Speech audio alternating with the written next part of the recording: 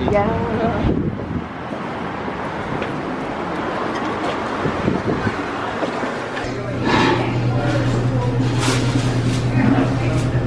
Hi. Hi.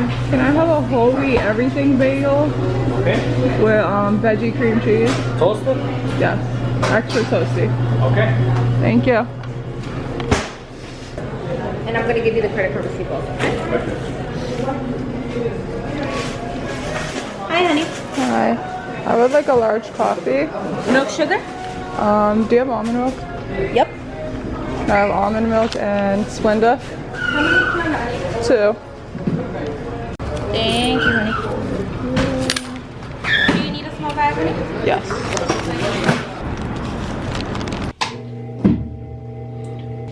My lips are pretty much bleeding from the cold. And I can, my hair is just like drenched in product. Oh my god, that feels so good. Put some gloss on.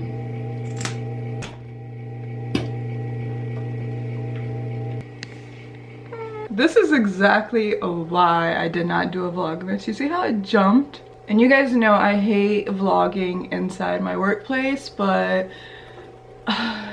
it was just way too cold, way too windy for me to like try to even attempt to vlog outside. You wouldn't have been able to hear anything. I had to be here early anyway because the way the trains are set up on the weekend, I'm either going to be half an hour early or half an hour late.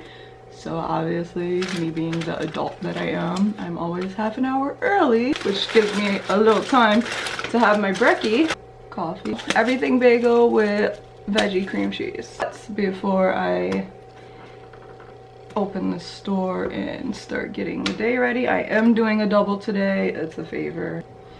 And I am dressed like a little boy today, if you haven't noticed. I even have the Supergas on with some colorful socks. It's the style I feel the most comfortable in, so it's usually how I end my week. I thought about doing vlogmas, but then I was like, I definitely have the same day over and over. That would not be interesting. I barely find many vlogmases in my feed that interesting. Like there's only a few that I'm like actually dedicated to watching, and I'm sure that you guys are like that too.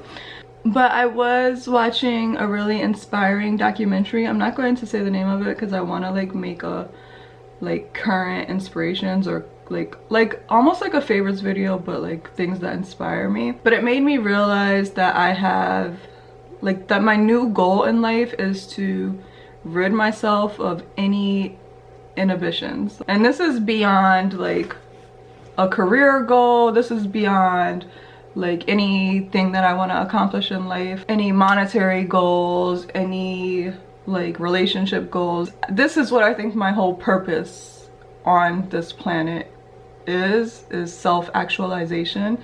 Like that's what I'm striving for. And the documentary wasn't about this. The documentary was about an artist, but I realized that this artist had this it factor. And I feel like it's like this. So when you're born, like I remember when I was like 5 years old and really thinking that I was the fastest person in the class, that I was the strongest person in the class. Nobody could beat me or be smarter than me or run faster than me. I believed this with the utmost confidence. For the most part, just believing it made it true. And I feel like we're all born that way, born with just complete confidence. And I feel like the world starts stripping you of it. Like by the time you reach 10 years old, you're already like, no, there's people here prettier than me. There's people here smarter than me. And the longer you live, the more you get stripped of that, to the point that when you're in adulthood, you're just so conscious of the way that you're being perceived. And I don't think that you regain that until you're an old ass lady or man, and at that point you're just like, I don't even give a fuck no more. I'm just gonna be my total self.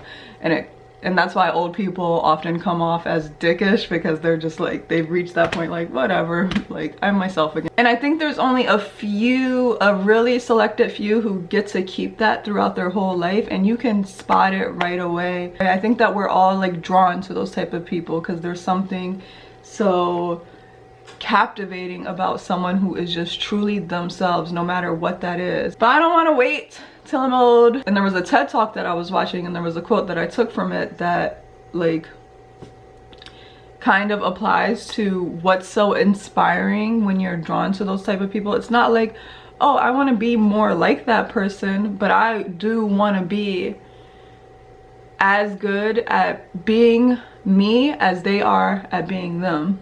And I think in comparison to a lot of people that I see and that I'm around, especially in New York where people are so like conscious of what other people think, I think I'm a lot closer than most people. I think I'm pretty accepting of who I am, but there is some sort, I do feel some sort of, I'm not as fearless as I want to be. I'm not as uninhibited as I want to be, and I think it's something that I have to consciously remind myself of, like, I don't give a fuck. Like, it really has to come from a place of not giving a fuck. Like, that's what it has to be. I don't know,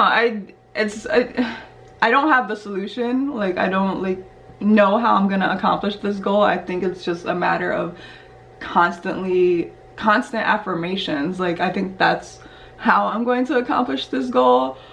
But I like sharing these things with you because they're part of my self-growth, and who knows, maybe someone else out there is feeling the same way. And also just kind of like to document these changes to see if I actually get closer to self-actualization. I think that's an interesting thing. So those are just some morning thoughts before I start my day. It's recording. Oh, it's recording already. Hey, this is what she does. This is what Alexis does on her vlogs. Drink fucking, usually coffee, right? Hey guys, I'm waiting on the train and I'm like bored as shit. Well, let's look at my outfit today. This, yeah, what's that? I'm wearing a scissor shirt, ripped jeans, Stan Smiths, and a shot. Does that sound to you? No, not really. Why are you mocking me? That was not nice. Never mind. We out here. I'm about to go to Mercer Street and go meet up with some friends. I'm not gonna meet up. Alright. Talk like your regular self. I'm done. There you go. Take this shit back. I like it though.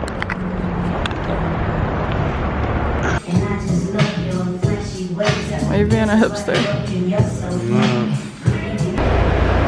On my way home.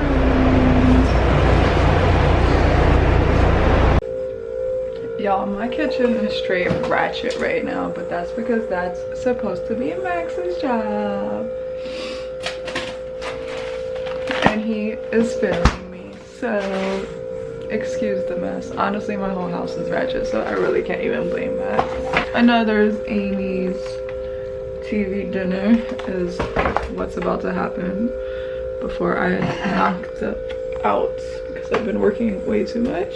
And then tomorrow, I'm so excited, guys. I've been keeping this on the hush because like I didn't want to talk too much about it. Basically, okay, it's under horrible circumstances. I'm sure you guys remember earlier this year when I went to go take care of Nico, my brother, in the hospital because he almost died in a car accident. And then after that, as you guys know, all my brothers got locked up. They blah blah blah blah blah blah blah.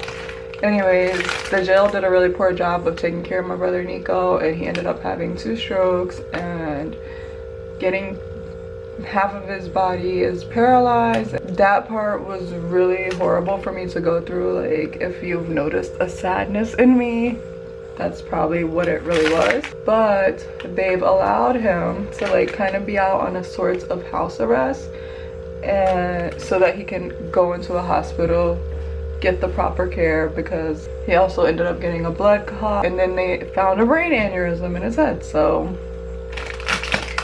it's just all bad. It's just like all bad news, and I really just want to cry about it all the time. But there is a silver lining, okay? Small one, but I'll take the blessings any way that I can get them. it's that he is in a hospital right now and I can actually go see him, and that is a freaking miracle. Like, it took me so long to accept that I wasn't going to be able to hug and touch him for years and years and years. And I feel like even though this is a temporary situation and he will be going back to do his time, I can't help but like just be a little happy that I can go and visit him. Not only is it like just the greatest thing for me, but like Nico had a daughter while he was in this situation, and he probably wouldn't have been able to hold his daughter for years. And even though this is under the worst circumstances possible, he is able to hold his daughter, and that's like such a blessing. So yeah, I'm taking a train tomorrow to Baltimore where he is, and I can't help but be excited that I'm gonna be able to hug my brother.